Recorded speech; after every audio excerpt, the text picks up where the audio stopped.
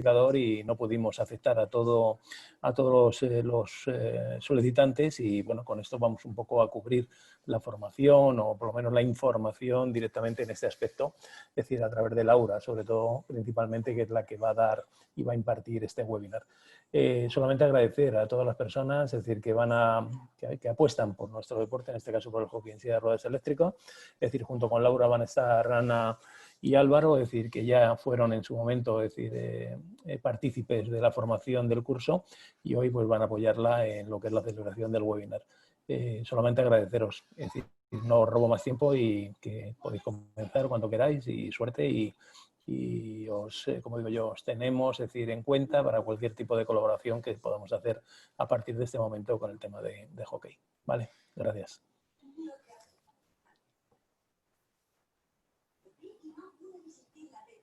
Muy bien. Voy a compartir el Power, María. Vale.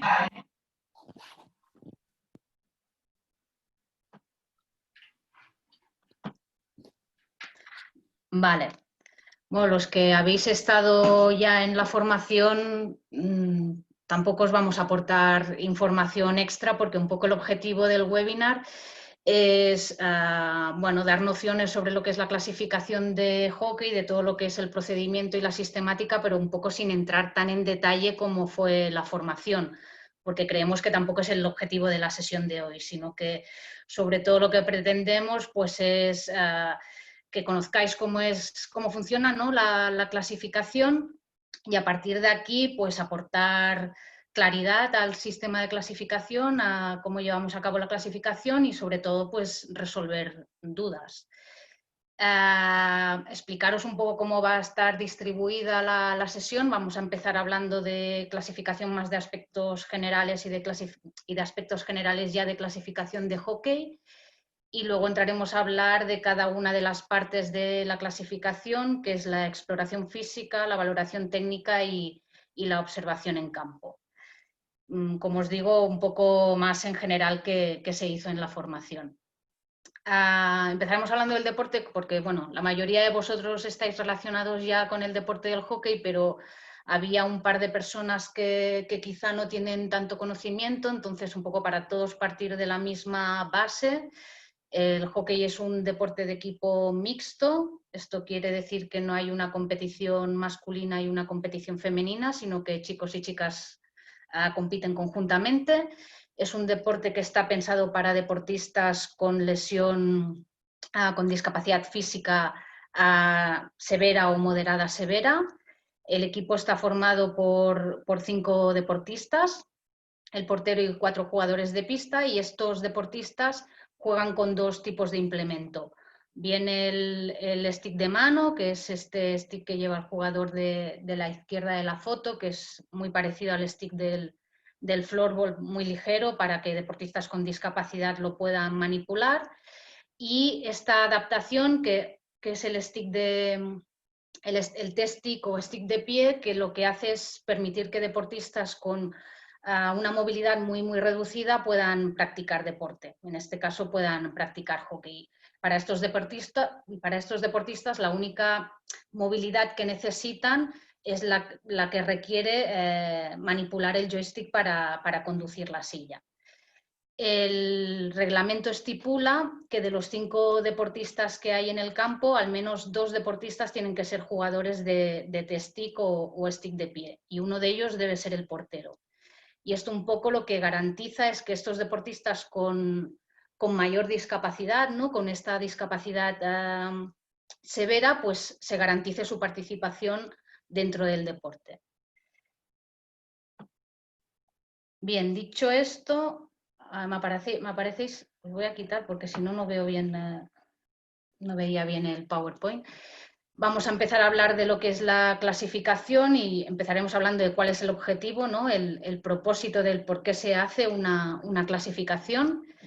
La clasificación se hace cuando un deportista quiere entrar a competir. Esto quiere decir que si un deportista practica deporte de forma lúdica, no tiene por qué pasar clasificación, pero sí en el momento que decide entrar en competición. Y en esta clasificación lo que se hace es una valoración de las capacidades y limitaciones motrices del deportista para, en base a esto, a estas capacidades y limitaciones motrices, encuadrar al deportista en una clase deportiva, de manera que todos los deportistas que estén en una misma clase tengan un nivel de funcionalidad parecido y que la competición sea lo más justa posible y que los resultados deportivos dependan de aspectos puramente deportivos, como puede ser el nivel de entreno o la experiencia en competición, y no del hecho que un deportista tenga mayor o menor afectación que otro. Bueno, los que estuvisteis en la sesión de formación, pues bueno, sabéis que llevo bastante tiempo en clasificación, no en clasificación de hockey, pero sí en clasificación de deportistas con lesión cerebral, y a lo largo de este tiempo lo que he podido ver es que bueno, la clasificación ha tenido su evolución. En un primer momento se centraba mucho en el aspecto de valorar la parte médica sin tener en cuenta lo que es el deporte, y se le daba al deportista una clasificación general solo mirando sus capacidades y limitaciones motrices, pero sin tener, como os digo, en cuenta el deporte.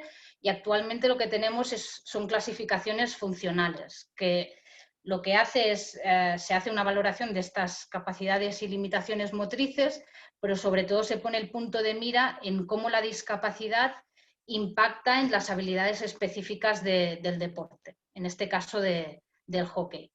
Y un poco para que os vayan sonando ideas, ¿no? En hockey lo que vamos a valorar es el perfil funcional del brazo de juego y el perfil funcional del tronco, porque son las dos partes corporales que van a intervenir en el deporte. No vamos a valorar las piernas porque es una parte corporal que no tiene, para nada participa en el hockey y por tanto no nos interesa. Un poco para, bueno, vamos a empezar a hablar de cuáles son las clases deportivas en hockey. Actualmente tenemos 9 clases deportivas, de la clase 0.5 a la clase 4.5. Los deportistas de la clase 0.5 serían aquellos con una mayor afectación motriz y por tanto con menos funcionalidad. Y por el contrario, los de la clase 4.5 serían aquellos deportistas que tienen menos afectación motriz y por tanto más funcionalidad en el campo. Esto es un cambio en el sistema de clasificación que se produjo en octubre del 2018. Anteriormente solo había 4 clases, la 1, la 2, la 3 y la 4. Y desde mi punto de vista este cambio ha sido una evolución en positivo, porque lo que ha producido es que se ha reducido el rango de funcionalidad de cada clase. Luego, si a un caso, vamos a hablar de este concepto de rango de funcionalidad, porque yo creo que es interesante que lo tengáis claro porque puede aclarar bastantes dudas. Otro aspecto a comentar es que, bueno, tal cual pasaba antes, la clase que se le asigna al deportista va a coincidir con lo que el deportista va a puntuar en el campo. O sea, si es un deportista de la clase 1.5, pues va a puntuar 1.5 en el campo, el de la clase 4, 4 puntos en campo. Y actualmente, esto también es un cambio que vino de la mano con el cambio de los medios puntos, en pista se pueden tener 12 puntos. Antes eran 11, ahora son 12 porque se considera que al añadir estos medios puntos, los 5 componentes del equipo pueden sumar algo más. Los deportistas de la clase 0.5 y de la clase 1 son deportistas que por su nivel de funcionalidad van a ser deportistas que van a jugar en el campo con test stick, y los de la clase 2 a la clase 4.5 son deportistas que por funcionalidad y por capacidad pueden jugar con stick de mano. Esto no quiere decir que un deportista de la clase 2 a la 4.5 no pueda estar en el campo con test stick. Podría estar, es libre, digamos que no hay una prohibición, pero siempre va a puntuar en el campo lo que marca su clase. Es decir, que si es un jugador de la clase 4, podría estar en campo con un test stick, pero va a puntuar 4 puntos para su equipo. Y luego tenemos los jugadores de la clase 1.5, que son jugadores que por su nivel de funcionalidad fluctúa un poco entre ser jugadores de test stick y de stick de mano. Podrían estar ahí un poco en ese límite. La pregunta del millón es si el sistema de clasificación es justo, ¿no? Lo que pretende cualquier sistema de clasificación es ser lo más justo posible y hacer que la competición sea lo más justa posible, pero os engaño si os digo que el sistema de clasificación es justo 100% o que es estrictamente justo, porque para eso en el campo tendríamos que tener un equipo de 5 jugadores con 5 perfiles funcionales jugando contra otro equipo con 5 jugadores con exactamente los mismos 5 perfiles funcionales, y esto es imposible. O sea, los que estáis en el deporte lo sabéis, no hay 2 deportistas iguales. Hay tantos perfiles funcionales como deportistas hay practicando deporte. Y yo creo que aquí es donde hay que tener claro que cada clase se corresponde a un rango de funcionalidad, no a un solo perfil, sino a un rango. Hay una variabilidad donde vamos a tener deportistas que estén justo en medio de este rango y por tanto sus características motrices van a coincidir muy bien con lo que se describe para esa clase, pero luego vamos a tener deportistas que estén colindando con la clase inferior y por tanto, aunque estén dentro de esa clase, van a tener algo menos de funcionalidad, y deportistas que estén colindando con la clase superior, que aunque estén dentro de esa clase, van a tener algo más de funcionalidad. O sea que yo creo que tener este concepto claro de rango de funcionalidad, de que dentro de una misma clase hay esta variedad, es importante a la hora de, bueno, a la hora de aclarar dudas, ¿no? Porque muchas veces tendemos a pensar que dentro de una misma clase todos los deportistas son exactamente iguales, y no es así. Y luego, por otra parte, a los clasificadores se nos tiende un poco a cuestionar o a preguntar por qué hemos colocado a lo mejor 2 deportistas en una misma clase cuando uno a lo mejor tiene más potencia de tiro que otro. Y esto tiene 2 respuestas. Por un lado, a que hay esta variedad dentro de una clase, y por otro lado, de que cuando los clasificadores clasificamos a un deportista no nos fijamos en un solo aspecto, sino que nos fijamos en diferentes variables que luego vamos a ver cuáles son. Entonces es posible que si nos fijamos en un solo aspecto, un jugador sea mejor que otro, pero a lo mejor el que es mejor en potencia de tiro tiene peor funcionalidad del tronco, y al final el cómputo global, a nivel de funcionalidad global, esos 2 deportistas sí que se parecerían, aunque si nos fijamos en un solo aspecto sean diferentes.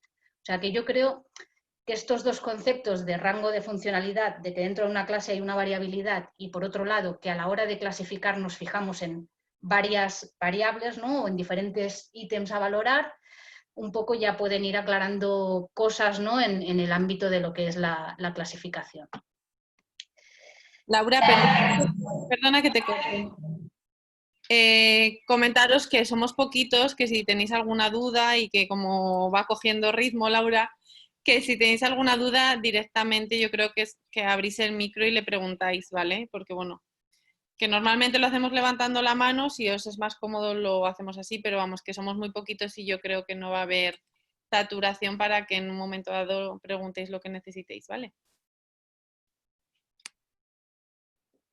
Vale, hablamos un poco de lo que es el panel de clasificación o la mesa de clasificación. Normalmente está compuesto por 2 clasificadores, un clasificador del perfil médico y un clasificador del perfil técnico.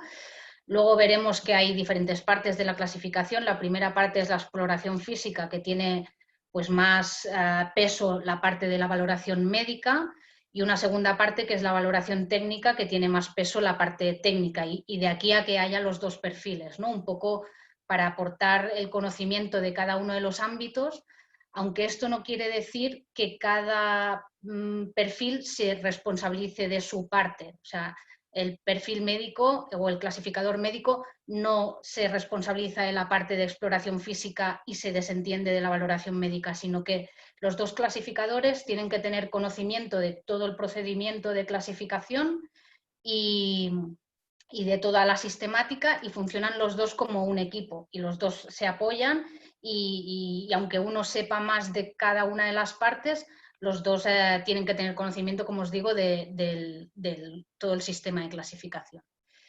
Luego también comentaros que nosotros los clasificadores somos conscientes que para los deportistas pasar una clasificación es un estrés añadido, y por tanto intentamos ser empáticos con esta situación e intentar pues, bueno, aportar tranquilidad a los deportistas e intentar que este proceso sea lo más llevadero posible para ellos. Y luego, respecto a las funciones del panel de clasificación, La primera son principalmente 4, hay alguna más, pero principalmente 4. La primera sería determinar si el deportista tiene una discapacidad elegible para hockey. Esto quiere decir que no por el hecho de que un deportista tenga una discapacidad ya puede jugar a hockey, sino que hay una serie de grupos, hay 5 grupos de deficiencias y el deportista tiene que tener un diagnóstico que se corresponda a uno de estos grupos de deficiencias, si no, no podría jugar a hockey. La segunda función, el segundo objetivo sería determinar el MIC, el Minimum Impairment Criteria, que esto quiere decir que no por el hecho de tener una discapacidad elegible para hockey ya directamente el deportista puede jugar a hockey, sino que tiene que tener una de estas discapacidades elegibles y además tiene que tener un grado mínimo de afectación de esta discapacidad. Si no, no podría jugar a hockey. Antes os he comentado que en hockey y en clasificación de hockey lo que valoramos es la funcionalidad del brazo de juego y la funcionalidad del tronco. Pues a cada una de estas partes le vamos a dar una puntuación. Vamos a dar una puntuación para el brazo y una puntuación para el tronco. Y sumando estas 2 puntuaciones no se puede superar el 4.5, que es la clase más alta para hockey. Digamos que este 4.5 es lo que nos marcaría el Minimum Impairment Criteria, el grado mínimo de afectación. Si al sumar estas 2 puntuaciones el deportista sumase 5 puntos, ya no sería elegible para hockey, aunque tuviese una discapacidad elegible para hockey. En tercer lugar, sería hacer una valoración de las capacidades y limitaciones motrices del deportista y sobre todo del impacto que esto tiene en las habilidades específicas del deporte. Y por último, pues asignarle una clase deportiva y un estatus. La clase deportiva hace referencia pues a estas clases que os he comentado antes, entre la 0.5 y la 4.5, y el estatus no vamos a entrar muy en detalle porque no es el objetivo de hoy, pero a grosso modo hace referencia al estado en el que está esta clasificación, que bueno, por no liarlo mucho, os comento 2, que son los más frecuentes. Es el confirmado, que es cuando se considera que la situación del deportista no va a cambiar, se le da el estado confirmado y esto quiere decir que ya después de esa clasificación ya no es necesario que vuelva a pasar una nueva mesa de clasificación. Y el otro estado que es más común es el de revisable, que normalmente se da cuando o bien el deportista es un deportista joven que todavía está en proceso de desarrollo y por tanto se considera que pueden cambiar sus capacidades, o bien cuando el deportista tiene una discapacidad que es evolutiva o que es progresiva y por tanto se considera que puede cambiar su situación y en este caso pues se le pone el estado revisable, que bien puede ser en la siguiente mesa de clasificación que se convoque o cuando la mesa de clasificación lo considere oportuno, a los 2 años, a los 3 años o cuando estime oportuno. Después comentar que bueno, el deportista puede ir a clasificación acompañado de una persona, que para nosotros es mejor que sea el técnico porque siempre nos puede aportar información más de calidad. Y este acompañamiento es imprescindible si el deportista tiene una discapacidad intelectual o tiene problemas de comunicación o es un deportista que es menor de edad.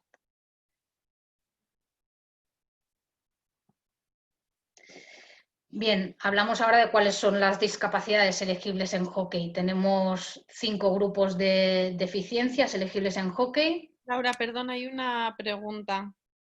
Sí. Luis dice, revisable también cuando lleva poco tiempo de práctica o no madurez esquelética, ¿verdad? Sí, no madurez esquelética, sí. Poco tiempo de práctica, en principio ese poco tiempo de práctica no lo tenemos que tener en cuenta, porque nosotros cuando clasificamos no nos fijamos si el deportista es hábil o no a la hora de hacer las pruebas, sino que nos fijamos en qué movimientos es capaz de hacer y qué le impide la discapacidad de hacer, no la habilidad. O sea que el poco tiempo de entrenamiento no lo tenemos en cuenta. Sí que tenemos en cuenta cuando es eso, un deportista joven que todavía no ha acabado el proceso de desarrollo y por tanto pues puede cambiar su fuerza muscular, pueden cambiar sus palancas por crecimiento y esto sí que puede hacer cambiar las capacidades.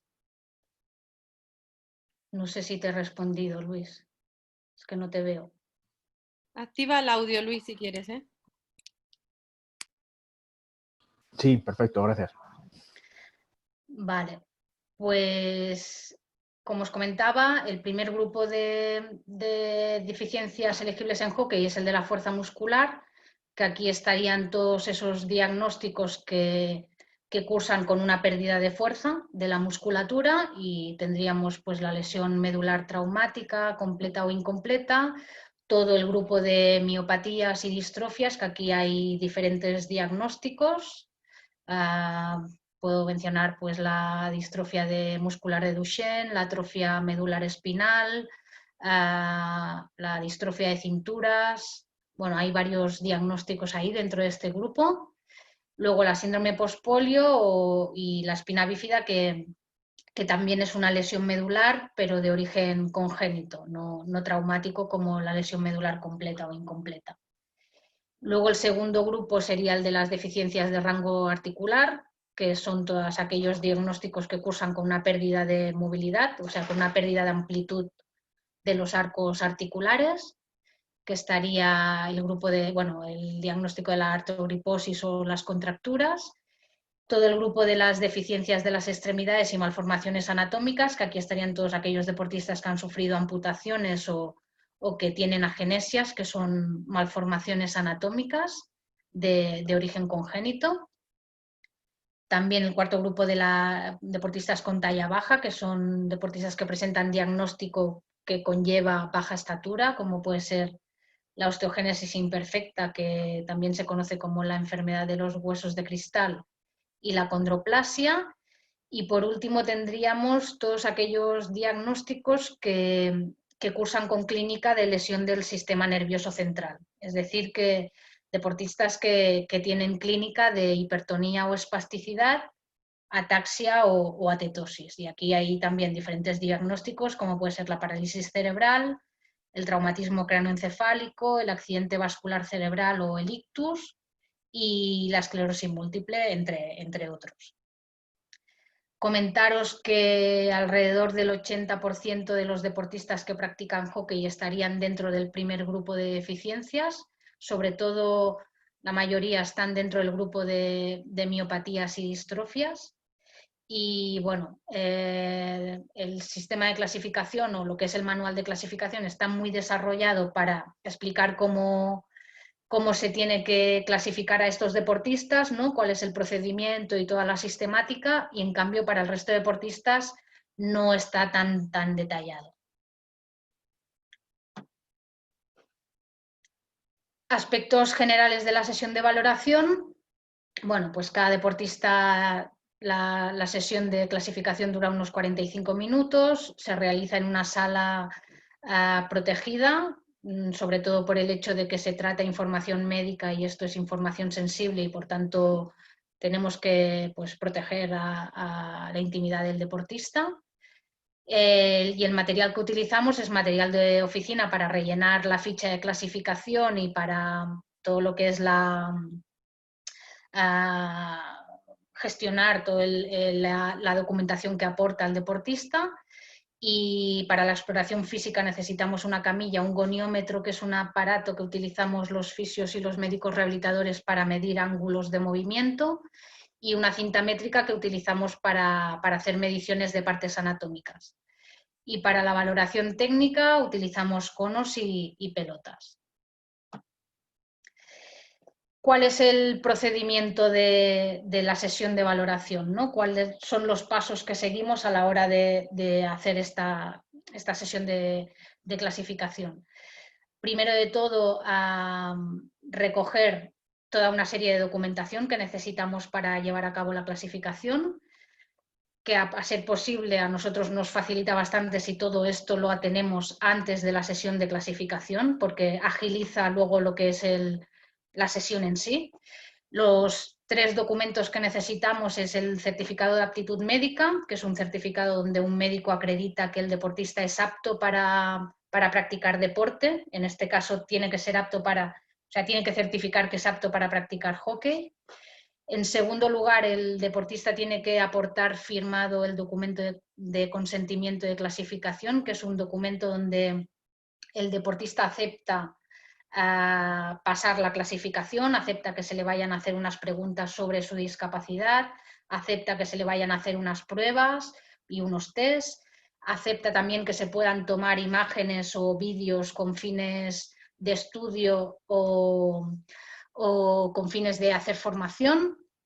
Y también, muy importante, es que se compromete a no transgiversar la información médica que se va a tratar en la sesión de clasificación y se compromete también a dar el 100% de su rendimiento a la hora de hacer las pruebas.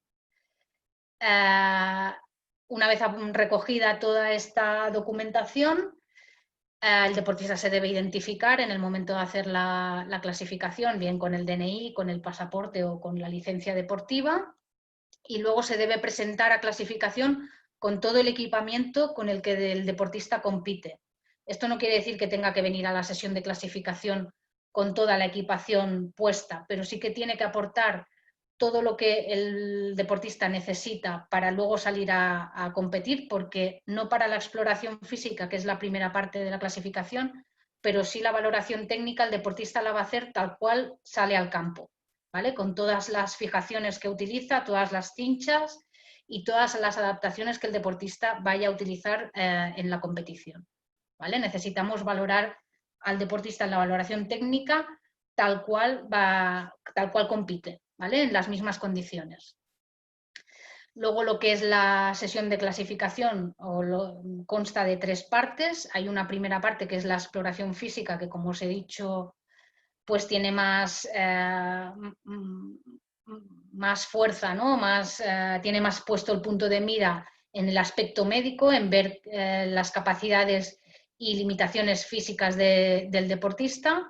La segunda parte sería la valoración técnica, donde aquí vamos a valorar más el aspecto técnico, ¿no? Más los aspectos deportivos y, como os decía antes, cómo impacta la discapacidad en lo que son las habilidades específicas del deporte. Y por último, la observación en competición o la observación en campo. Estas son las 3 partes, pero no todos los deportistas pasan por las 3 partes de la clasificación. Si en la primera parte, que es la exploración física, ya se determina que el deportista es de la clase 0.5 o de la clase 1, es decir, que es un deportista que va a ser jugador de test TIC, no va a pasar la valoración técnica. Solo pasan valoración técnica los jugadores que son de stick de mano. O sea que, pasada la exploración física, se determina que van a ser o se les ha dado una puntuación de 1.5 a 4.5. Si una vez hecha la exploración física y la valoración técnica, los clasificadores tienen claro cuál es la clase del deportista, ya no van a hacer la observación en campo. La clasificación acabaría aquí. Solo se hace la observación en competición de aquellos deportistas que, después de hacer la exploración física y la valoración técnica, la mesa de clasificación sigue teniendo dudas de qué clase asignarle, ¿vale? Entonces, el deportista seguiría a competición con una clase de entrada, que sería provisional, pero el proceso de clasificación no estaría acabado. Vale, hemos dicho que tenemos 2 primeras partes que pasan la mayor parte de deportistas, que es la exploración física y la valoración técnica, y en cada una de estas partes se le va a dar al deportista una puntuación para el brazo y una puntuación para la funcionalidad del tronco. O sea que al final vamos a tener para la exploración física una puntuación para brazo y una puntuación para tronco. Y en la valoración técnica vamos a tener una puntuación para brazo y una puntuación para tronco. De estas 2 puntuaciones para brazo, de la exploración física y la valoración técnica, vamos a acabar acordando una única puntuación del perfil de brazo. Y de la puntuación de tronco, la de la exploración física y la de la valoración técnica, vamos a acabar acordando una sola puntuación para el perfil de tronco. Y la clase va a venir dada por la suma de la puntuación total del perfil de brazo más la puntuación total del perfil de tronco. Y aquí es donde os decía que esta suma no puede superar los 4.5. Si la suma de estas 2 puntuaciones se diese una puntuación de 5 o superior, no sería elegible para hockey el deportista. Vale, entramos ahora a hablar de la primera parte de la clasificación, la exploración física. Os acabo de comentar que vamos a obtener vamos a valorar el brazo por un lado y el tronco por otro. Empezaremos hablando de cómo se valora el tronco, porque el tronco se valora de la misma manera para todos los deportistas. En cambio, el brazo se valora de forma diferente según la deficiencia que presente el deportista. Para la valoración del tronco vamos a hacer 4 test. Los 4 test de tronco se llevan a cabo en camilla. El primer test vamos a pedirle al deportista que mantenga una postura antigravitatoria, es decir, una postura como se ve en las 2 imágenes de la izquierda. Y una vez el deportista es capaz de mantener esta postura, lo que vamos a hacer es aplicarle desequilibrios y ver cómo el deportista responde a estos desequilibrios, si es capaz de volverse a equilibrar o por el contrario pierde el equilibrio y cae.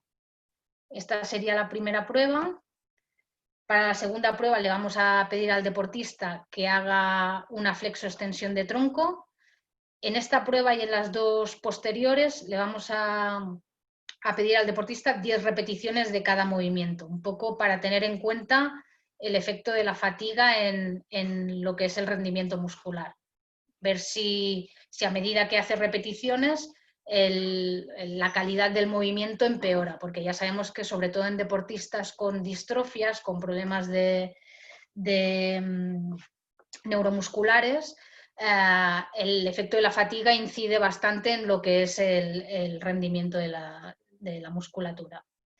Esta segunda prueba sería esto, hacer 10 repeticiones de flexoextensión de tronco. La siguiente prueba sería hacer 10 repeticiones de rotación derecha-izquierda. Y la siguiente prueba, 10 repeticiones de inclinación lateral derecha-izquierda.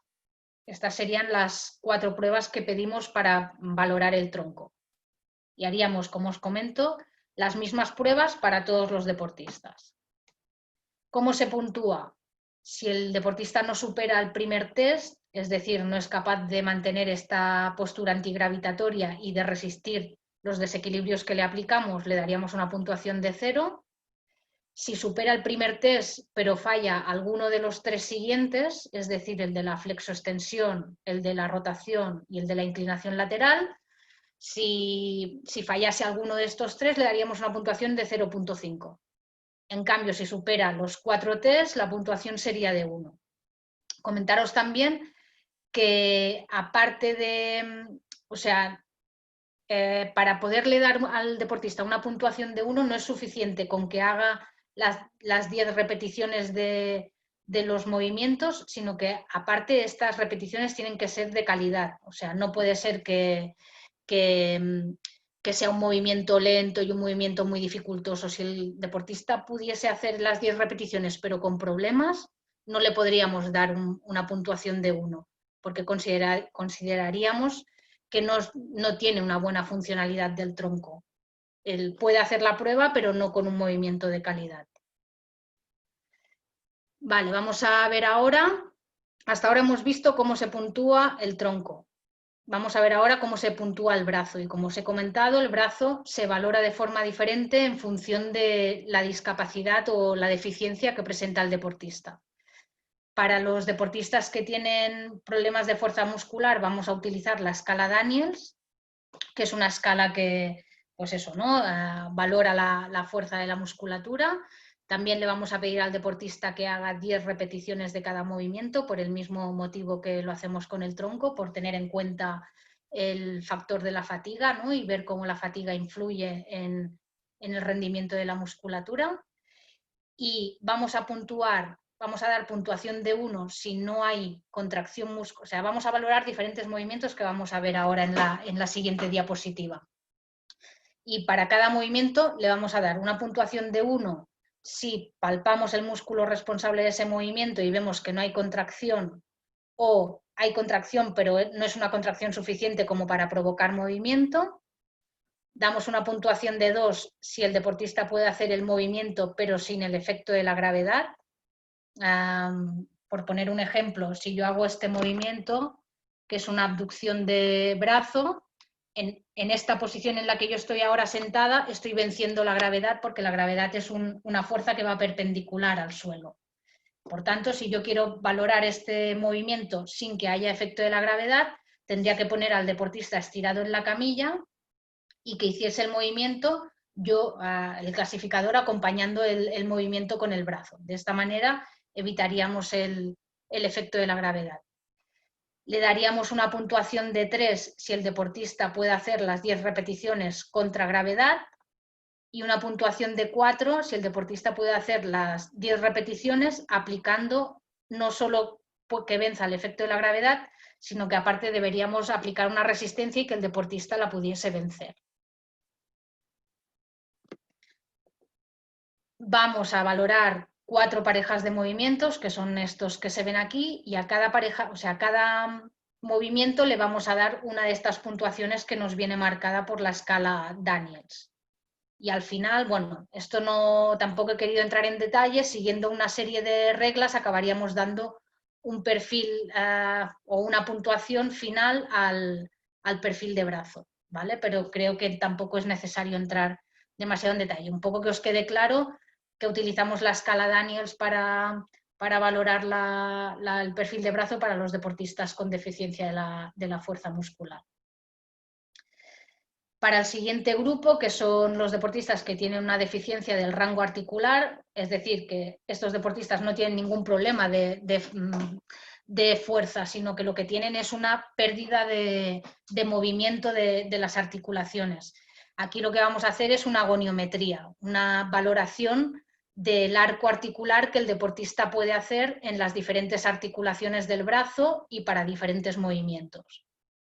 Los movimientos que vamos a valorar son básicamente los mismos que hemos cogido antes para la deficiencia de la fuerza muscular y añadiendo algún movimiento más.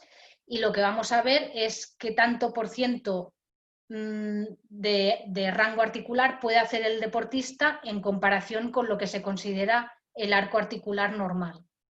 Y según qué tanto por ciento de movimiento pueda hacer, le vamos a dar una puntuación. De manera que si puede hacer entre el 0 y el 25% del rango articular normal, le vamos a dar 1 punto. Si puede hacer entre el 26 y el 50%, le vamos a dar 2 puntos. Entre el 51 y el 75%, 3 puntos. Y entre el 76% y el 100%, o sea, si pudiese hacer entre el 76% o el rango articular completo, le daríamos 4 puntos. Para las deficiencias de las extremidades, es decir, para aquellos deportistas que tienen amputaciones o agenesias, malformaciones anatómicas, lo que vamos a hacer es una medición del antebrazo, de la longitud del antebrazo. Si al deportista le falta una parte del antebrazo, lo que vamos a hacer es tomar de referencia la longitud del fémur, que se considera que la longitud del fémur equivale a lo que es la longitud del antebrazo. Y aquí vamos a poder ver qué tanto por ciento de la extremidad falta.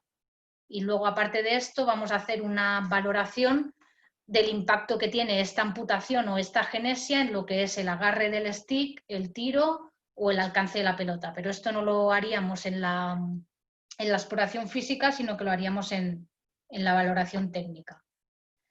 Para los deportistas con talla baja vamos a utilizar exactamente el mismo sistema de valoración para puntuar el perfil de brazo que en los deportistas con deficiencia del rango articular. O sea, vamos a hacer una valoración goniométrica del movimiento articular pasivo y vamos a puntuar de la misma manera que en los deportistas con deficiencia del rango articular.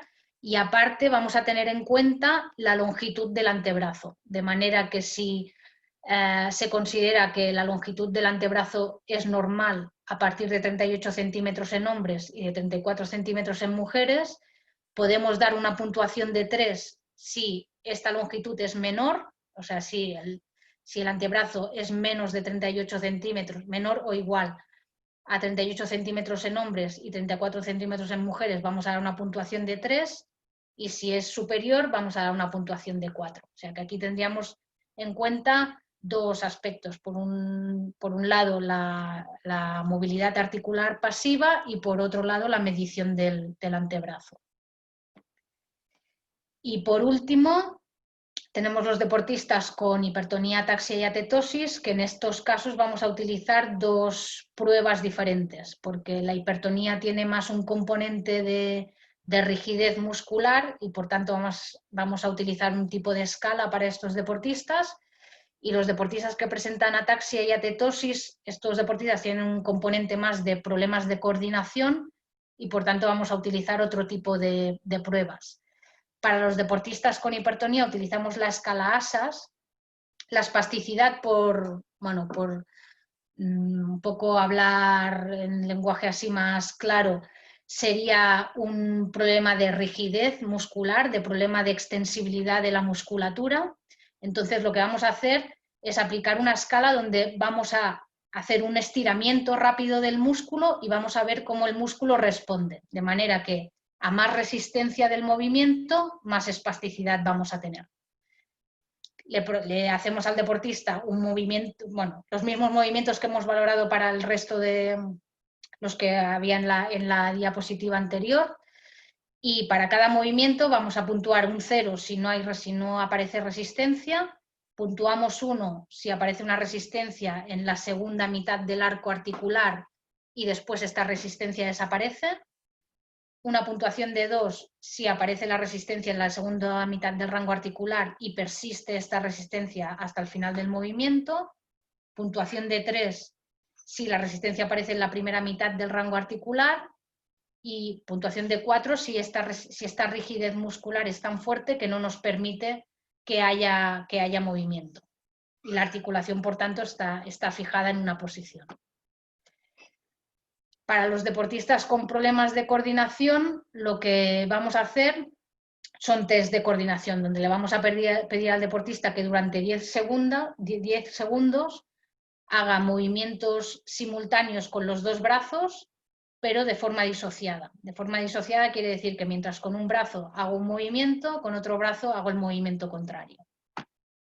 Y vamos a valorar 6 movimientos, que son la flexoextensión de hombro, que sería, mientras con un brazo hago flexión, con el otro hago extensión, la rotación interna-externa, la flexoextensión de codo, o sea, mientras con un brazo hago extensión, con el otro hago flexión, la pronosupinación, que sería, mientras con un antebrazo hago pronación, con el otro supinación, la flexoextensión de muñeca y la flexoextensión de dedos. Entonces le pediríamos al deportista que hiciera estos 6 movimientos durante 10 segundos a velocidad y veríamos qué grado de descoordinación aparece en los deportistas y qué articulaciones están teniendo estos problemas de coordinación. En función de lo que las puntuaciones que obtengamos en la escala ASAS y en función de las articulaciones que estén teniendo problemas de descoordinación, vamos a dar una puntuación para el perfil de brazo, de manera que a más espasticidad o a más rigidez o a más puntuación de la escala ASAS, menos puntuación de perfil de brazo, y a más descoordinación y más problemas y descoordinación de más articulaciones del brazo, vamos a dar una puntuación inferior de perfil de brazo y al revés, un poco a grosso modo. Luego, esto sería un cuadro general. Yo creo, María, que pasaremos este PowerPoint, ¿no?, a los participantes, un poco para que... Como quieras, vamos, que se les puede pasar sin problema. Un poco este es el resumen del perfil de brazo que se daría según lo que presenta el deportista y según la deficiencia que presenta. Un poco que veáis cómo es la ficha de clasificación. Ahí esta primera parte donde lo que se rellenan son los datos personales del deportista. Aquí, en esta parte de aquí, se rellenan todas las fijaciones que el deportista utiliza y también aspectos un poco médicos, si ha tenido cirugías o si hay escoliosis, espasticidad, etc. Aquí rellenaríamos toda la parte de puntuación del perfil de brazo de la exploración física. Aquí toda la parte de puntuación que vamos a dar al brazo para la valoración técnica. Aquí la puntuación del perfil de tronco de la exploración física y aquí la puntuación del perfil de tronco para la valoración técnica. Y este es el reverso de la ficha de clasificación, donde lo que tenemos es toda una serie de ítems que vamos rellenando y según si los ítems que vamos rellenando nos dan más índice de que es un deportista de la clase 0.5, pues le daríamos la clase 0.5, o si es un deportista de la clase 1, bueno, un poco esta parte lo que nos sirve es para diferenciar entre la clase 0.5 y la clase 1, ¿vale? Vale, pasamos ahora a lo que es la valoración técnica.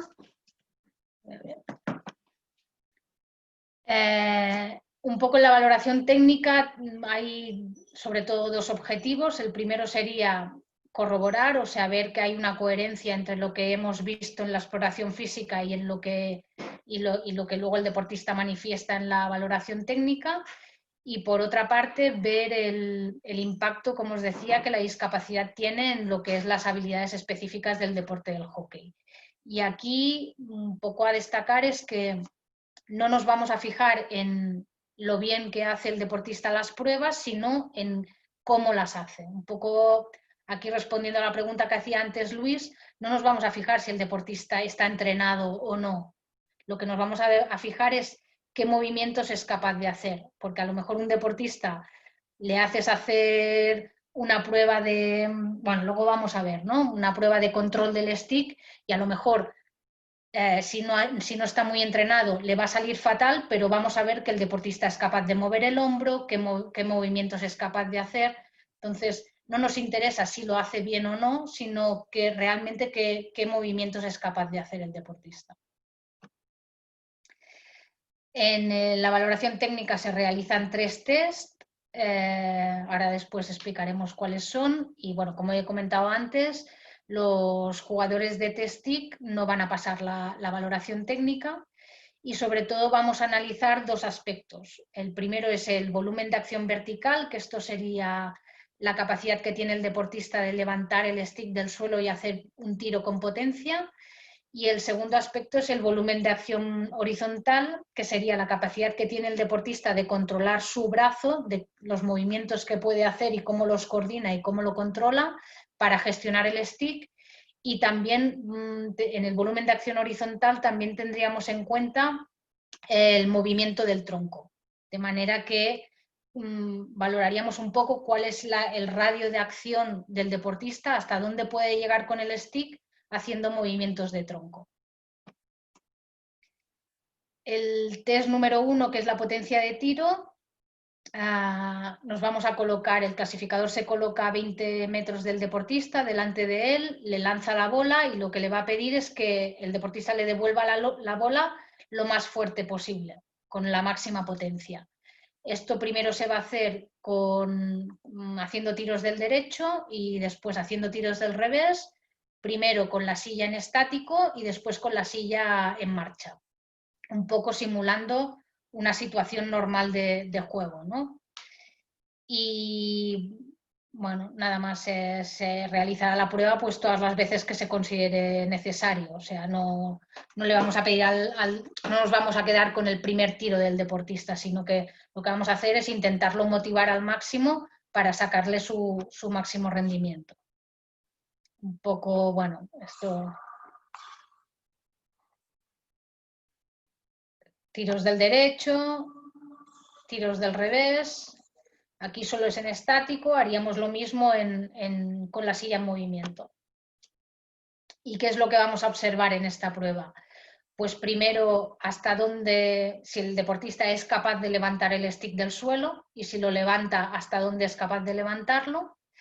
Y luego lo que vamos a ver es todos los movimientos que el deportista es capaz de realizar a la hora de hacer el tiro con potencia. O sea, si es un tiro que va a venir desde el hombro, o es un tiro que solo viene desde el codo, o es un tiro que solo viene desde la muñeca.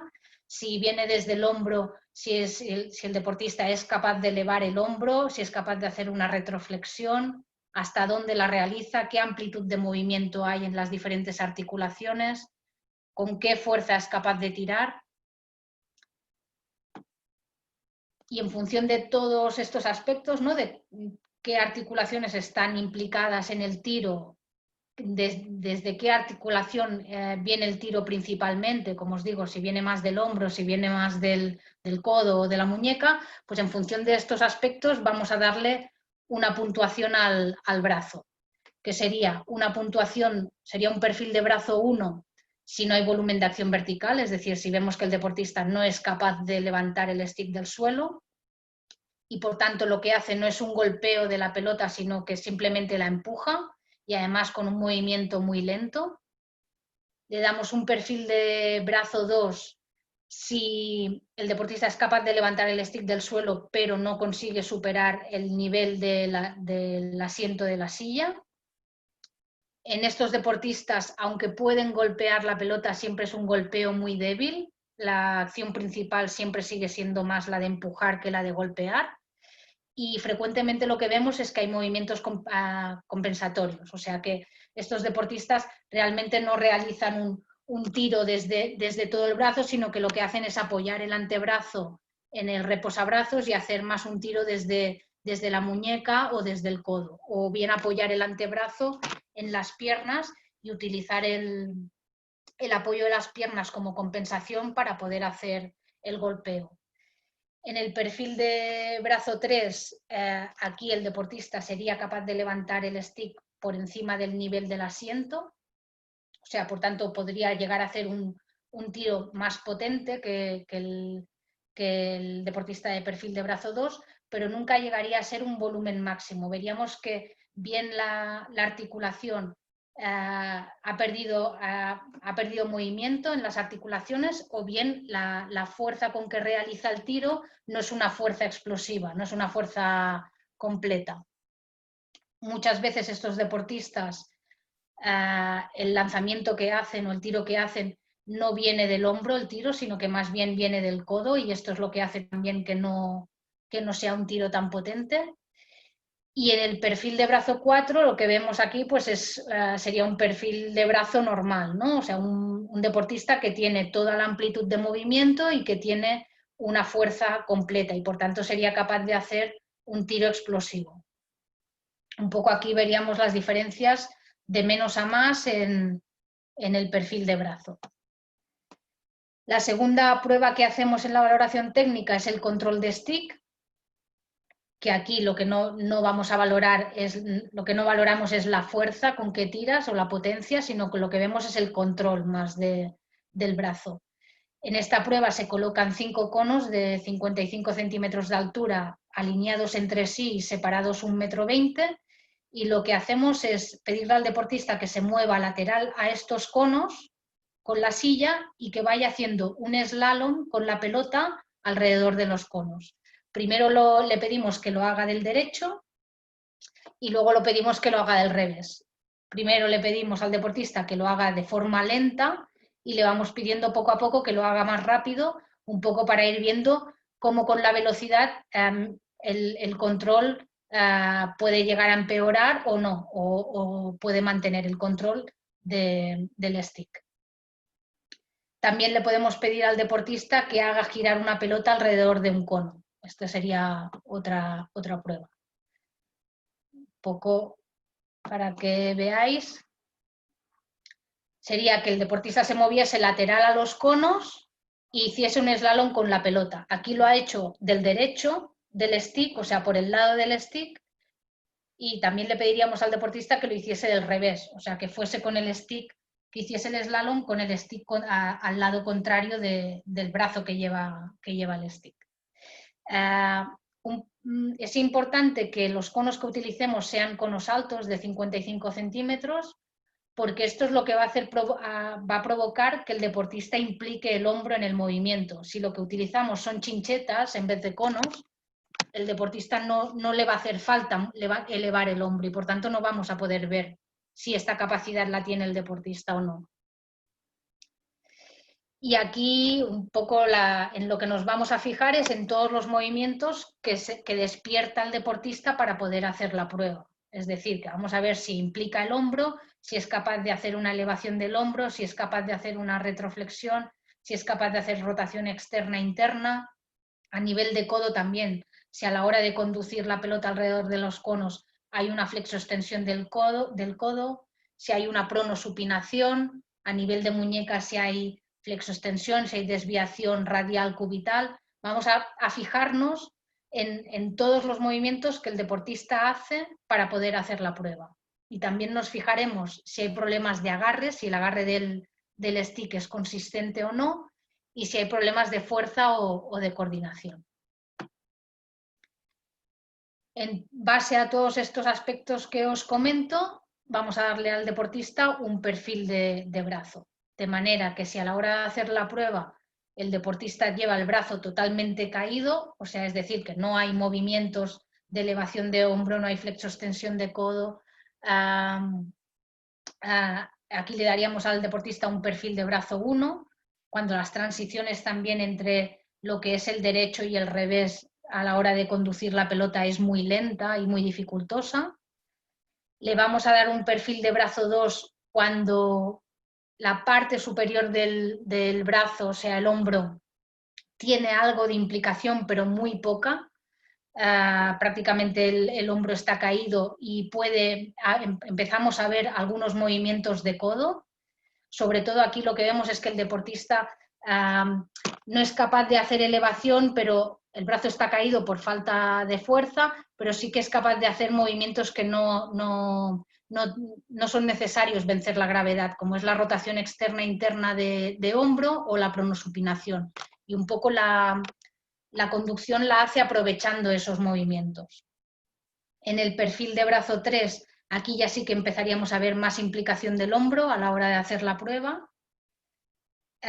Y los movimientos ya empiezan a ser más rápidos, con menos dificultad. Y en el perfil de brazo 4, pues sería un perfil de brazo que no presentaría limitaciones. O sea, no veríamos, o sea, hay implicación de todas las articulaciones, se pueden hacer todos los movimientos y no hay problemas de limitación articular, la ejecución es rápida y sin problemas. Y la cuarta prueba sería la de alcance, que aquí no vamos en la valoración técnica, las dos pruebas anteriores que hemos visto hacen referencia a valorar el brazo. Esta tercera prueba, que es la de alcance, hace referencia a valorar el tronco. Y lo que vamos a ver es qué capacidad tiene el deportista de mover el tronco y con esta movilidad del tronco hasta dónde puede llegar el deportista con el stick. De manera que a más movilidad del tronco, más área de juego va a poder tener el deportista. En esta prueba, paso a la siguiente diapositiva para que se vea un poco más claro, se coloca al deportista en el centro y le vamos a colocar un cono en la parte anterior, un cono en la parte lateral opuesta al stick y un cono en la parte lateral del stick. Y aquí lo que vamos a hacer es pedirle al deportista que toque la base y la punta del cono. Y a medida que puede ir tocando la base y la punta del cono, vamos a ir alejando los conos para ir provocando este movimiento de tronco y ver hasta dónde con el tronco el deportista puede llegar con el stick sin ayudarse, simplemente con movimiento de tronco, no podría ayudarse de los brazos. Y aquí lo que vamos a observar es qué movimientos puede hacer el deportista de forma activa. Si puede hacer movimientos de flexión y extensión, si puede hacer movimientos de rotación, si puede hacer de inclinación derecha e izquierda, cuál es la calidad de los movimientos, si a medida que le vamos pidiendo al deportista que haga repeticiones, la fatiga hace empeorar la ejecución y si es capaz de hacer los movimientos a velocidad o no. Y la puntuación que daríamos es una puntuación de 1. Me voy a ir a esta de aquí. Como veis aquí, el deportista, sin mover el tronco, puede tener este radio de acción. Bueno, sí, en el lado contrario estaría más limitado. Tendría este radio de acción y delante este radio de acción y aquí empezaría a disminuir porque no hay movimiento del tronco. Cuando el deportista llega con el stick simplemente lo que da su brazo, le daríamos al deportista una puntuación de tronco 0, porque está llegando con el stick sin implicar al tronco, simplemente lo que da su brazo. Le daríamos al deportista una puntuación de 0.5 si es capaz de llegar a la parte frontal más implicando al tronco y en la parte lateral implicando al tronco, pero en cambio aquí el alcance estaría limitado, no habría alcance en el lado opuesto y tampoco habría alcance en las partes laterales, traseras. Y le daríamos al deportista una puntuación de 1 si es capaz de hacer todos los movimientos y tiene un alcance total en todas las áreas, tanto delante como en el lado del stick, como en el contrario, como en las partes traseras de la silla. Y aparte, pues puede hacer los movimientos a velocidad y sin dificultad.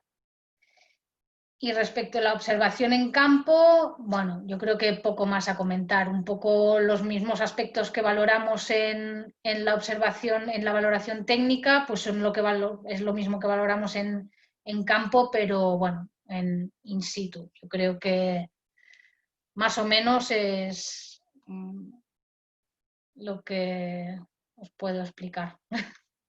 No sé si tenéis dudas o...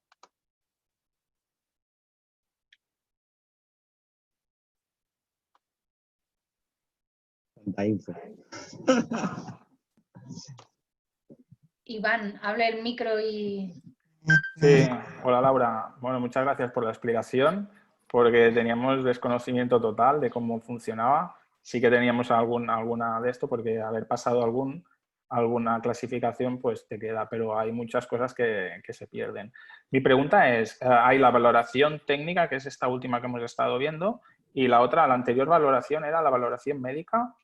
No. Exploración física o La valoración... exploración física, entonces el máximo de puntuaciones en las dos que puede llegar a tener un deportista, ¿cuánto es? Aquí puede ser hasta 5, ¿no? En la técnica he visto. Máximo No. de 4 de brazo y 1 de elasticidad. Sí, pero si 5. puntuase 5 ya se consideraría que el deportista no es elegible. Vale, y la máxima puntuación en la anterior, ¿cuánto es? También puede ser máximo 5. Sí. O sea, puede llegar a superar el 4,5. Sí. O sea, un deportista podría llegar a 10 puntos. No, porque no sumamos la exploración física con la valoración técnica, sino que determinamos una puntuación de brazo para la exploración física y una puntuación de brazo para la valoración técnica, pero no las sumamos, sino que vale. Es lo que hacemos es una en estimación... En una diapositiva ponía la suma de las dos. Es que no lo que sumamos es la puntuación del brazo con la puntuación del tronco. Ah, vale, que es esto último que has explicado. Es lo último que has explicado, ¿no? Que podía ser hasta 5. Sí. Vale, vale.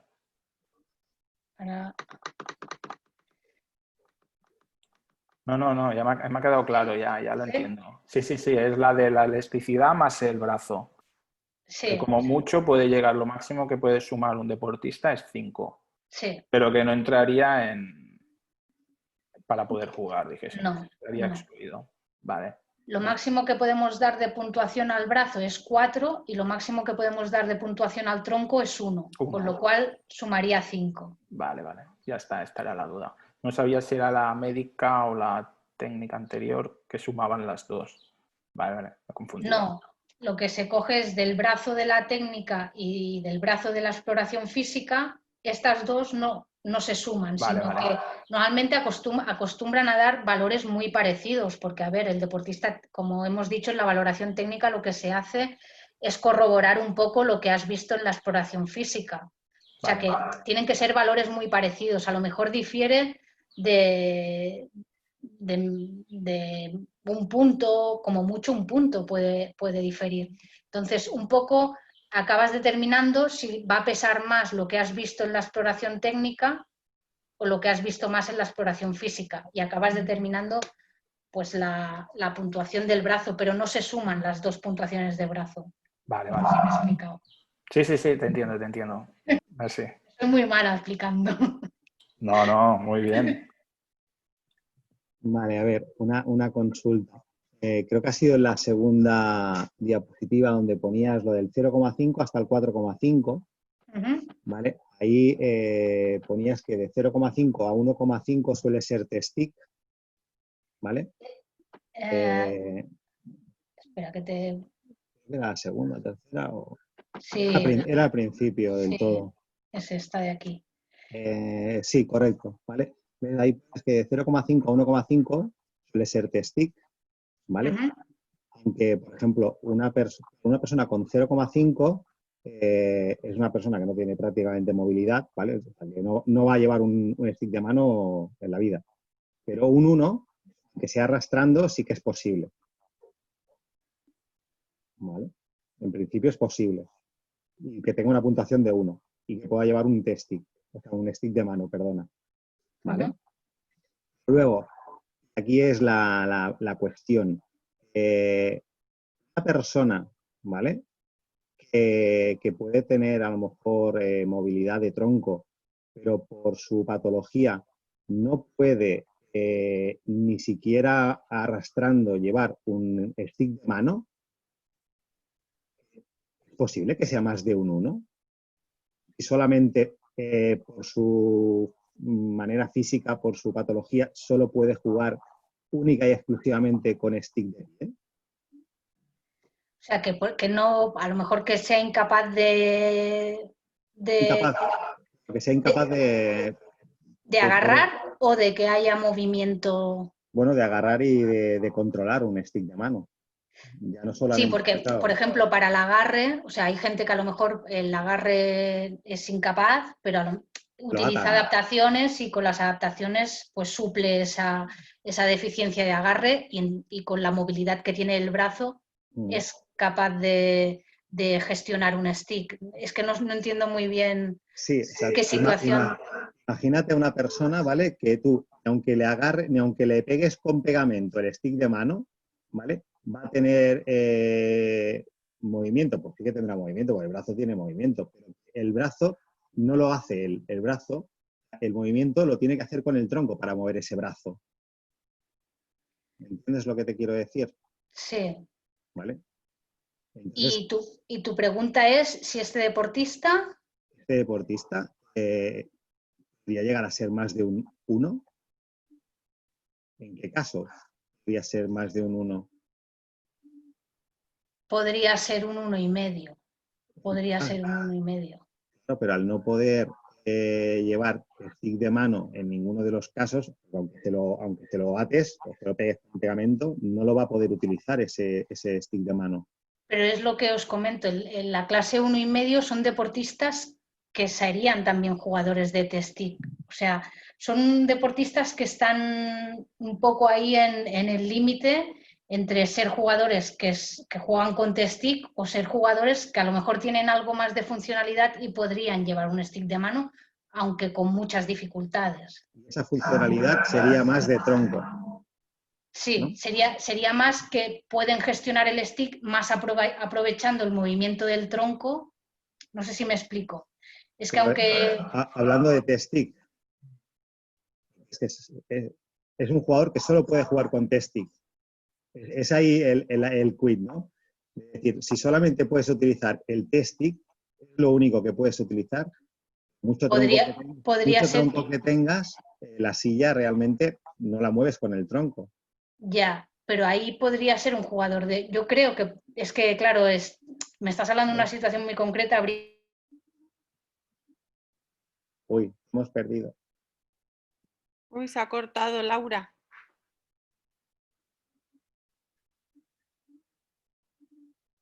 Laura. Uy. Aquí una pregunta muy difícil. A ver si vuelve. No, todavía no.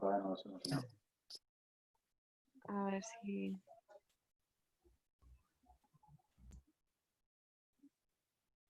Pues vaya. Se le habrá caído el internet. Sí, no sé. A ver si me escribe o algo. Se fue. Bueno, entrará ahora.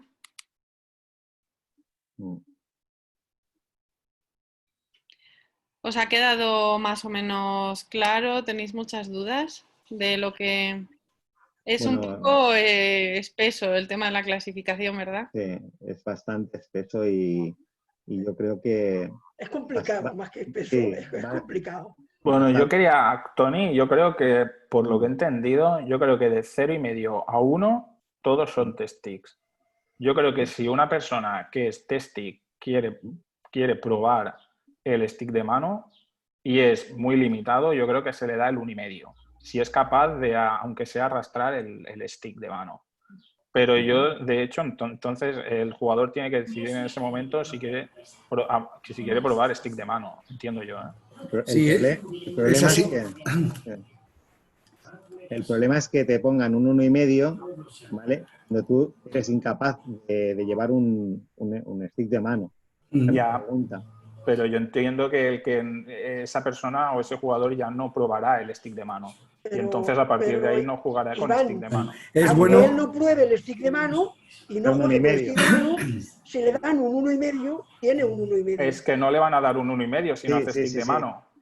No, yo creo que no. Puede Creo ser que el está. caso, ahí está. A ver, en las está pruebas, me atendéis un momentito, en las pruebas Sí. técnicas lo que se mira es que en el jugador pueda llevar un stick de mano.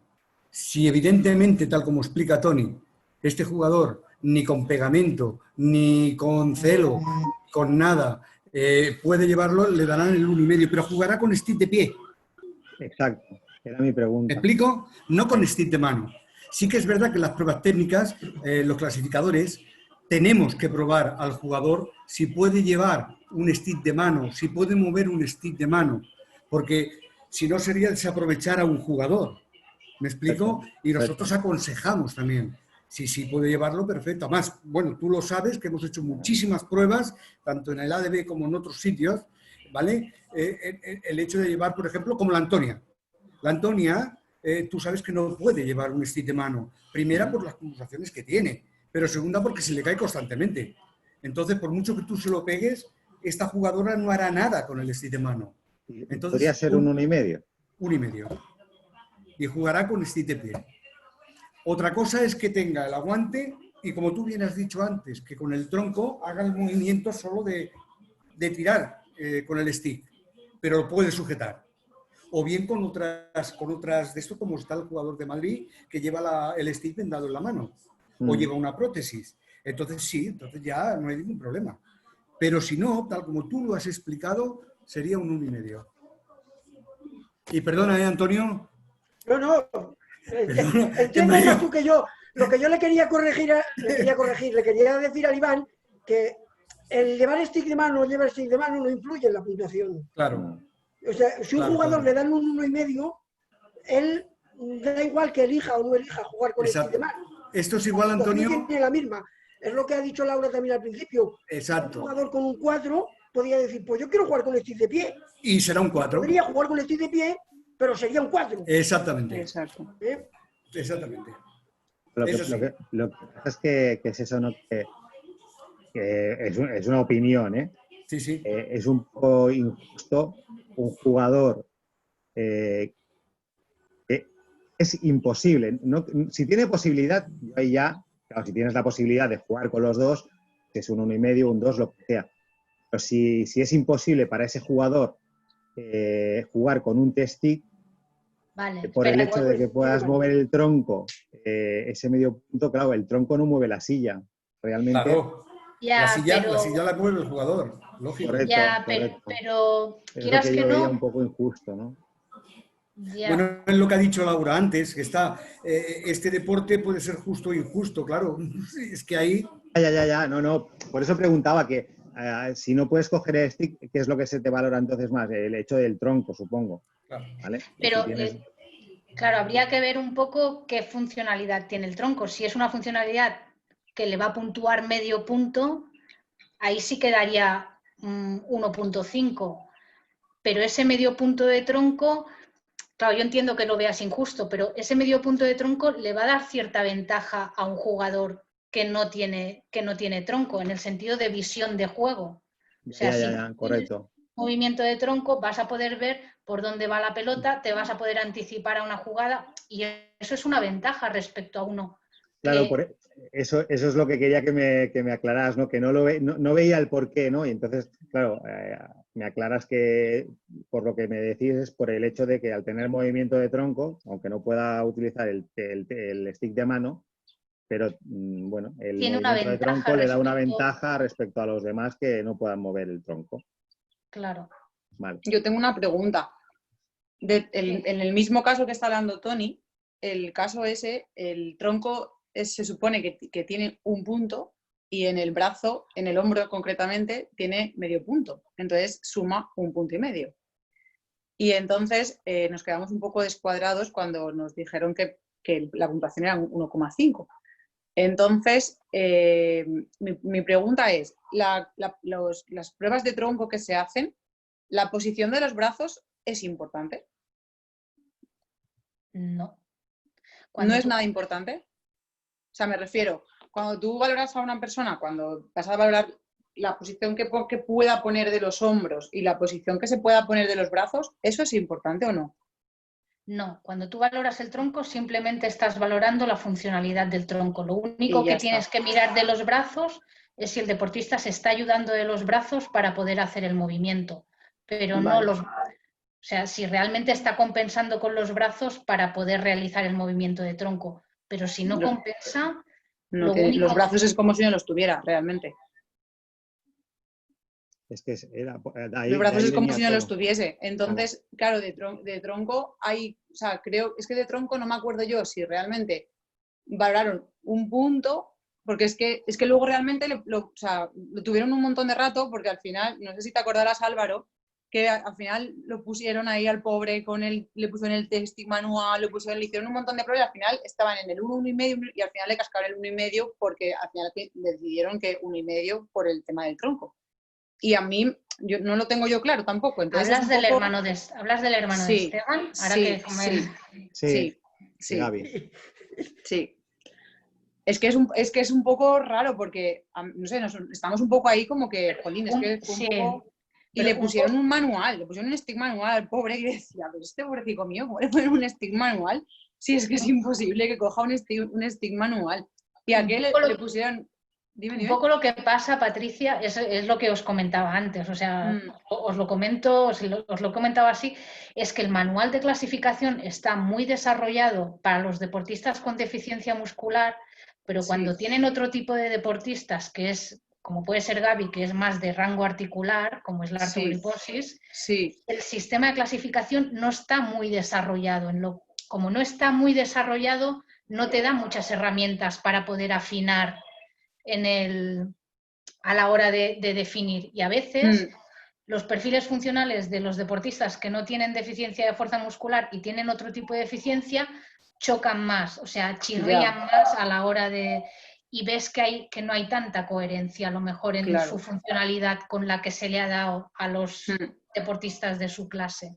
Pero yo creo que un poco el fallo está en la falta de desarrollo del sistema de clasificación para estos deportistas. Seguro. Porque luego, claro, te vas a la hoja de clasificación y te vas allá donde pone, a la ventanita esa que pone T-Stick, por ejemplo, que solamente puede ser o 0,5 o 1, y entonces dices, entonces Gaby, ¿dónde está también? Claro, y dices, entonces tampoco me cuadra. Porque, o sea, que hay mucha incongruencia por ahí. Porque también. estamos en lo mismo. Ese recuadro de diferenciación entre 0,5 y 1 está pensado para deportistas con deficiencia de la fuerza muscular. Claro. Está muy desarrollado para puntuar la fuerza. Te habla del MRC, que es la escala para valorar la fuerza muscular.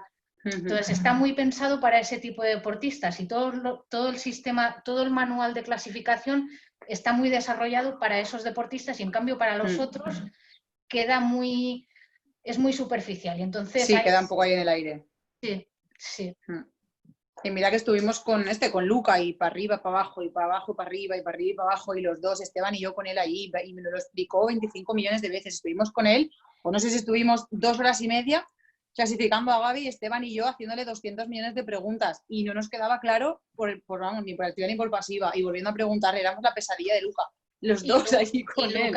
Luca es un clasificador que yo creo que es de los que más experiencia... Bueno, yo tampoco conozco tanto el mundo internacional en clasificación, pero a mí me parece que es un clasificador muy competente. Nos lo pareció.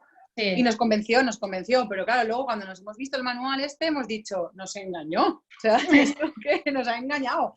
Entonces ahora nos surgen un montón de dudas, que es como... hostia, pues igual podemos, igual no está tan claro como nos había quedado a nosotros tan claro. Nosotros nos había convencido por completo, tanto a Esteban como a mí, estábamos los dos súper convencidos y súper contentos. Ya lo teníamos, ya habíamos convencido a todo el mundo y de repente el otro día, Esteban y yo no dábamos crédito, estábamos los dos de, hostia, ¿qué es esto? O sea, se nos ha desmontado todo, era ya de, guau, ¿y ahora qué? Así que estamos un poco ahí que nos chirría todavía más todo, entonces es un poco... Pero eso, cuanto más sabes de clasificación, peor. Más dudas tienes. No, ya, lo sé. Más dudas tienes. Y ahora bueno. una pregunta, vamos a llamarla personal, ¿vale? La clasificación, ¿vale? Claro, siempre no clasifica, por ejemplo, no estáis Ana, Álvaro y Laura y clasificáis a todos los deportistas. Hay, por ejemplo, vosotros sois un equipo de clasificadores y luego hay otro equipo de clasificadores, ¿vale? Exacto. Y clasificáis a diferentes deportistas, ¿vale? ¿No es un poco subjetivo lo que tú puedas ver a lo que el otro equipo pueda ver? Sí. No sé si me he explicado. Bueno, estoy en la misma línea de lo que ha dicho Laura, que no es 100% objetivo todo. No, Claro. se supone que se intenta estandarizar, pero hay algo ciertamente subjetivo. Y de ahí sí. que luego haya que tú puedas reclamar y que le evalúe otra mesa después. No porque esté mal hecho, ¿eh? No, pero bueno, porque no hay un criterio exacto, más que nada. Cada vez se intenta que haya más evidencia científica a la hora de clasificar. O sea, tener detrás estudios científicos que vayan haciendo que los sistemas de clasificación vayan mejorando y un poco este cambio de clasificación que hubo en octubre del 2018 va en esa línea, o sea, de ir mejorando la clasificación. Pero a día de hoy la clasificación siempre va a tener, a día de hoy, un punto de subjetividad. Después de verla con la nueva clasificación ya, ¿vale? Después de ver de la página de PowerShare de 2020 las clasificaciones de los jugadores, ves algunos y dices, bueno, es que no te lo crees, es que es imposible, ¿vale? Sin saber de nada. Lo ves y no te lo crees. Cuando ya sabes algo y ya más o menos llevas mucho tiempo en este mundillo y demás, ya te lo crees menos. Eso es mi pregunta, ¿no? De decir, muy subjetivo a veces el hecho de que... Yo creo que muy subjetivo, yo creo que ahora mismo no se puede decir que sea muy subjetivo. Que hay un punto de subjetividad, sí, pero muy subjetivo con... Hay jugadores que ves la puntuación y dices, ¿de dónde han sacado esta puntuación, por favor? Porque encima los conoces, ¿sabes? Y dices, quedas un poco... Por ejemplo, claro, yo no he tenido experiencia la única experiencia que he tenido en clasificar deportistas que luego los ha clasificado otra mesa de clasificación fue cuando os clasificamos al equipo, a la selección española, que luego fuisteis clasificados en Praga. Y realmente tampoco, mi sorpresa, agradable sorpresa, fue que tampoco hubo unos cambios muy significativos en lo que decidimos aquí y lo que luego os pusieron allí. O sea, con lo cual el sistema de clasificación a lo mejor en medio punto puede variar. Bueno, es normal.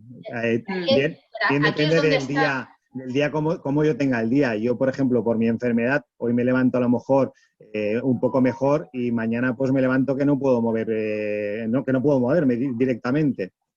En esto estamos de acuerdo, que esto es normal. Pero me refiero que ese punto de subjetividad puede haber de ese medio punto, pero en principio el sistema de clasificación no debería dar grandes desajustes entre diferentes mesas de clasificación. Pues yo he visto jugadores que te puedo asegurar que no te lo crees ni después de haberte bebido 2 copas. Es por eso que hay una mesa de clasificación de protesta y es por eso que se tiene que usar. Cuando una persona cree que ha sido injustamente clasificado, lo que tiene que hacer es hacer la protesta y lo recalifican rápidamente. Y ahí entra el jefe de clasificadores. Y a partir de ahí, toda sospecha queda clara. Tony. Yo pienso... Porque tú... Ay, perdona, María. No, perdona, Álvaro. Yo pienso que la protesta sería como un último recurso, ¿no? Que realmente, pues lo que dicen un poco Ana, Laura y Álvaro, que la experiencia también, en este sentido, habéis visto que yo en 3 años que llevo en el hockey ha habido dos por lo menos o 3 cambios de manual. Entonces, que se está trabajando sobre eso, incluso ahora, hace 2 semanas han incluido otro cambio en el tronco, que no hemos trabajado en ello durante la formación y que a nivel nacional lo aplicaremos con un poco de tiempo, pero a nivel de selección española sí que lo tenéis que aplicar, ¿vale? Entonces, ahí pueden existir diferencias y que la subjetividad va a estar implícita siempre que el humano esté presente o que haya una valoración, que no pueda ser objetiva, pero para eso las mesas de clasificación están compuestas por 3 personas y se intenta que sean de diferentes campos, del área médica, el área física, el área técnica. Ahora mismo vosotros contabais con Laura y Álvaro, ¿vale? Que Álvaro es del área técnica, Laura del área es fisio y Ana es médico, que se acaba de incorporar, pero bueno, que la idea de hacer formación es que se cree un grupo de trabajo más amplio y que en un momento dado, en un campeonato, os hayan valorado Laura y Álvaro, pero al próximo que vaya Ana, la observación va a estar en todos y los propios clasificadores, creo que se busca sensatez y que en un momento dado puedan recular y decir, oye, pues tenemos a este deportista clasificado así, pero me estoy dando cuenta que a lo mejor mirarle cómo juega, mirar cómo está, podemos reclasificarle. O sea, que no es algo fijo, que es un poco... ¿Vale? Que obviamente, pues... Luego también lo que decía María, o sea, la experiencia es lo que te va dando el grado de conocimiento y en clasificación yo creo que la experiencia es súper importante, en el sentido de que cuanto más clasifiques, más acertado vas a ser, vas a tener más herramientas y vas a tener más acertado. Entonces, realmente aquí tampoco llevamos tanto recorrido de clasificación y todo y así, bueno, yo estoy... La verdad, como os decía, que cuando os clasificamos en octubre fue una grata sorpresa ver que en clasificación internacional realmente hubo poca diferencia. La verdad es que sí, que estuvo muy bien clasificado. Y bueno, y aparte que en todo esto también hay una razón, que es lo que decimos, ¿no? Que según el tipo de enfermedad que puedas tener, el tipo de patología, pues ese jugador se puede levantar esa mañana de una manera y al día siguiente jugar un torneo y está el tío, vamos, pletórico, porque se ha levantado mejor. Eso también es un hándicap que tenéis ahí. Así que no es fácil, no es nada fácil lo que hacéis. No, la clasificación no es fácil, ya te digo, y cuanto más tiempo llevas, más difícil te parece. Para nada, no es nada fácil. Más difícil te parece. No es nada fácil, correcto. Iván, ¿querías hablar? Sí, una pregunta. ¿Las clasificaciones cada cuándo se hacen? ¿Cada cuánto tiempo? ¿Es cada año una clasificación? Y federación... a ver, las clasificaciones normalmente... Ahora mismo estamos intentando reclasificar con el nuevo manual a todos los deportistas.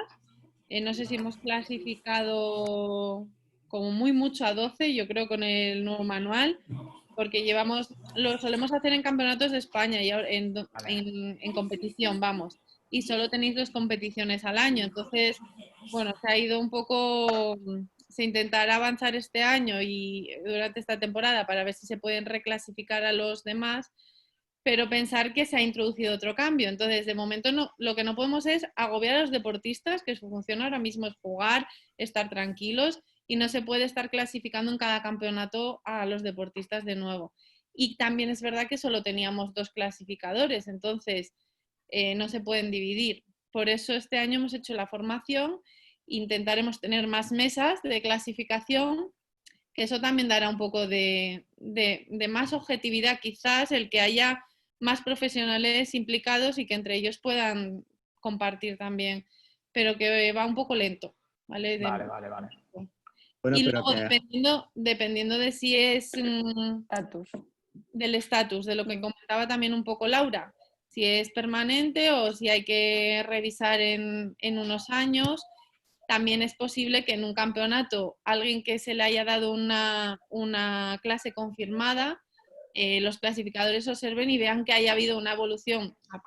En el deportista no hablo técnicamente, sino que por su discapacidad haya empeorado o se haya visto algo diferente, se puede volver a clasificar a solicitud de los clasificadores, siempre buscando la justicia para todos, ¿vale? Un poco entenderme. Correcto. Vale, gracias. Yo quería hacer una pregunta referente al tema de las cinchas o las adaptaciones que tiene cada jugador. Imagino que habéis comentado que todas las pruebas se deben realizar, sobre todo imagino que las de valoración técnica con las adaptaciones que utiliza cada jugador o jugadora. En el caso de que este jugador produzca o descubra alguna adaptación que le vaya mejor, ¿se debería volver a clasificar si es que esta adaptación realmente le supone un cambio de rendimiento importante o va un poco a petición del jugador o cómo se tiene en cuenta este aspecto? Yo misma, o tú, Ana. No sé, como quieras, Laura. No sé si me he explicado, ¿eh? Tú, Ana, que yo he hablado mucho hoy. No, te lo dejo a ti, Como queráis. No, a ver, yo creo que tú cuando valoras a un deportista, la parte la parte de camilla es un poco al principio independiente de las ayudas técnicas que tenga. Entonces esa parte tiene que ser lo más objetiva posible. Es verdad que luego para ver realmente la funcionalidad que tiene, en la parte técnica sí que yo creo que tendrías que evaluarle con las nuevas adaptaciones. Exacto. Aunque en realidad funcionalmente probablemente el movimiento del tronco y del brazo no cambie tanto. O sea, que tendría que ser una ayuda técnica que le cambiara pues medio punto al menos, que ahora mismo no se me ocurre ninguna que pudiera estar en esa situación. Vale. Como comentario a ello y como jugador, ¿vale? Muchas veces este tipo de adaptaciones las utilizamos porque nos sentimos más seguros, no porque realmente las necesitemos. Por lo tanto, realmente no afecta a la clasificación, ¿vale? Porque yo, por ejemplo, la primera vez que me clasificaron internacionalmente me dijeron, esa adaptación está muy bien, pero te está limitando cuando tú realmente puedes hacer más. ¿Vale? Entonces, ¿qué hice? Pues quitarme los miedos y acostumbrarme a jugar sin esa limitación, ¿vale? Pero sobre todo los jugadores que necesitan, que se las ponen así a posteriori, es más por el hecho de, a lo mejor, de sentirse más seguros ellos mismos. Piensa que son sillas que parece que no, pero que los giros son muy rápidos, ¿vale? Y que te desestabilizan mucho. Y a veces es más por tu propia seguridad y tranquilidad que no porque realmente lo necesites. Para rendir más.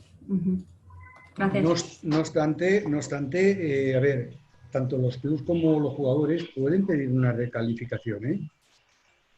Por supuesto que la pueden pedir, dirigiéndose a la federación y tal, para que los clasificadores o el clasificador pues puedan clasificarlo. En ese sentido no hay ningún problema. Después, una pregunta, ya me acaba de venir a la mente. Cuando te clasifican, ¿vale? Hay veces, pues eso, ¿no? Que te dan una revisable, por ejemplo, para 2 años, ¿vale? Si en esos 2 años, antes de que llegue ese momento, tienes un torneo internacional, no tienes por qué pasar ninguna clasificación, no tienes que llevar ningún tipo de documentación, o te la pueden pedir. Lo que te la pueden pedir supongo que sí, pero en ese caso ¿tienes que llevar igualmente preparada toda la documentación? En una mesa de clasificación internacional que te hayan puesto revisable a 2 años y anterior a estos 2 años haya otra mesa de clasificación. En principio no tendrías, no estarías convocado para esa mesa de clasificación. Cuando se pone revisable con una fecha es el primer campeonato después de esa fecha. Vale. O sea, que no tienes que ir preparado por si te dijeran, oye, que hemos visto algo raro, te vamos a volver a clasificar, no hace falta. No, en principio no. Vale. De todas maneras, una mesa de clasificación puede convocar a un deportista en cualquier momento. Exacto. Sí. No, eso lo tengo claro. Pero claro, ya te convocan y tú ya vas preparado porque ya te han convocado.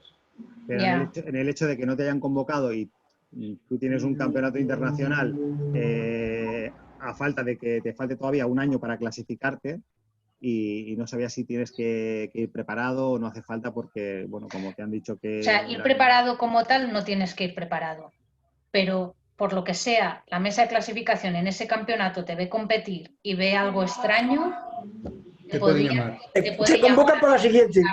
Vale. Bueno, lo de ir preparado me refiero a tema de documentación clínica. No, en ese aspecto no tendrías que aportar la documentación ni... Vale. Vale. Bueno,